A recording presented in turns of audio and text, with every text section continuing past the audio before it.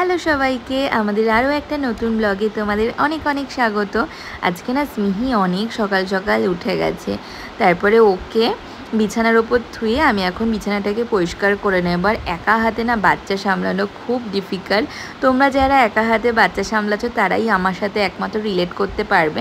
তারপর ওকে স্নান দান করিয়ে দিয়ে খাইয়ে দিয়েছি, ভাবলাম একটু ঘুমোবে, কিন্তু ও তো আর ঘুমোলো না। তারপরে ওকে নিয়েই আমাকে এখন সমস্ত কাজ করতে হবে। আমার না সকাল থেকে এখনও ব্রেকফাস্ট করা হয়নি, তোকে কোলে নিয়ে এখন আমি ব্রেকফাস্টটা করে নেব। আর এখন আর সকালবেলার অন্য কিছু বানাতে ইচ্ছেও করে না, টাইমও পাই না। তো সকালবেলা ছাতুর শরবতই খাবো। তারপরে স্মিকে বিছানার ওপর থুয়ে আমি কিছু জিনিস আছে সেগুলোকে গোছাবো। বেসিক্যালি স্মিহিরই জামা কাপড়। স্মিহির জামা কাপড় এখন ধোয়া হয় না। ওকে দেখেছো আমি বিন্দুমাত্র স্থির এক জায়গায় রাখতে পারি না, ওকে শুয়ে রাখলে ও এখন পাল্টি হবে। তারপরে একটু ঘুমোনোতে আমি ওর জামা কাপড়গুলো কাছাকাছি করে মেলে দিলাম। আর এইদিকে রান্নাটাকেও বসিয়ে দিয়েছি, কারণ স্মিহির পাপা আসবে লাঞ্চ করতে।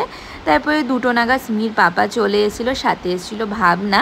যেহেতু আজকে রাখি পূর্ণিমা, তো ভাবনা না প্রত্যেক বছর ওর পাপাকে রাখি পরায়। আর রাখি পূর্ণিমার এই দিনটা ভাই বোনের জন্য খুবই স্পেশাল। স্মিহিরও এবার ছিল ফার্স্ট রাখি, ওর ভাইদাকে ও রাখি পাঠিয়ে দিয়েছিল। তো আমার মা না ওর মানে দাদাকে পরিয়ে দিয়েছিল। তারপরে দুপুরবেলা লাঞ্চ সেরে এখন আসলাম স্মিহির কাছে। আর ও এখন এত দুষ্টু হয়েছে না, আর বিন্দু মাত্র স্থির থাকে না। তারপরে সন্ধ্যেবেলা ওকে খাইয়ে দাইয়ে এখন ঠেক তোলাচ্ছি। আর আজকে যেহেতু শনিবার, এখন একটু না বেরোলেও ভালো লাগে না। স্মিকে নিয়ে আমরা মানে বাইরেও যাই, ও না বাইরে ঘুরতে বেশ ভালোবাসে। তারপরে আমরা দুজন মানে আমি আর স্মিহি রেডি হয়ে গেছিলো, পাপাও রেডি হয়ে গেছিলো। ফার্স্টে আসলাম আমাদের ফোনের কভারগুলোকে চেঞ্জ করতে আর স্ক্রিন গার্ডটাও পাল্টাতে।